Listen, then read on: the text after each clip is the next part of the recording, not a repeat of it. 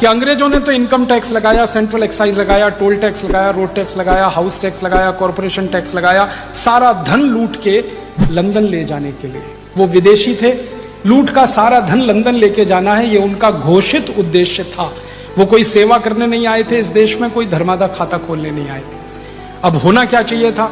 15 अगस्त 1947 को आज़ादी आई, तो आज़ादी आते ही लूट के जितने कानून अंग्रेजों ने बनाए टैक्सेशन के नाम पर, वो सब खत्म होने चाहिए थे, सब कानून जला देने चाहिए थे।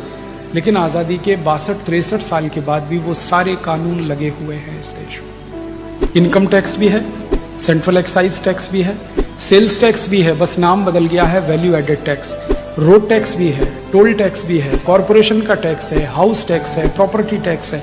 बस अंतर इतना है कि गोरे अंग्रेजों ने जो टैक्स लगाए थे वो 23 थे, काले अंग्रेजों ने जो टैक्स लगा रखे हैं वो 64 है, 64।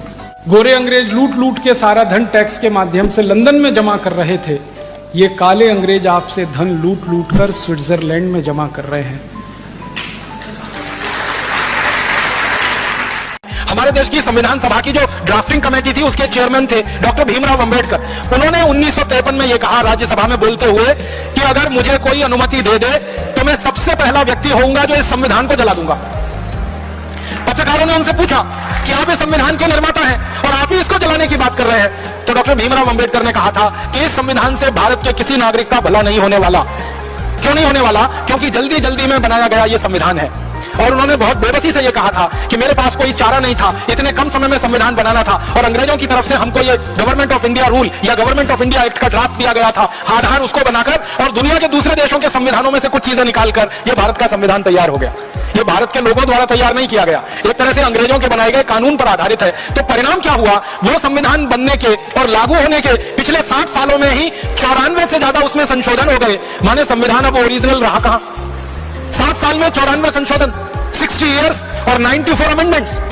इसका माने हर साल में लगभग 1.5 से 2 संशोधन उसमें हुए। इसका माने इतने संशोधन किसी संविधान में तभी हो सकते हैं जब उसमें कोई बहुत बड़ी खराबी हो या कमी हो या कोई बड़ी बुराई हो, वरना इतने संशोधन होने का कोई कारण नहीं है। संविधान सभा में सच्चिदानंद सिन्हा थे, पंडित जवाहरलाल नेहरू थे, सरदार वल्लभ भाई पटेल थे, सरोजिनी नायडू थी, राजकुमारी अमृत कौर थी, ऐसे भारत के बड़े बड़े दिग्गज नेता थे।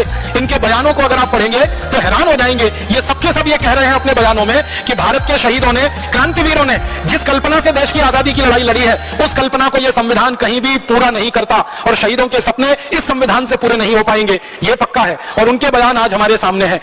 63 सालों में हमें दिखाई दे रहा है कि यह संविधान ना देश का भला कर पा रहा है, ना समाज का भला कर पा रहा है। ये एक बड़ी भारी हमसे भूल हो गई। अच्छा होता हम छोटा संविधान बनाते, लेकिन मौलिक होता।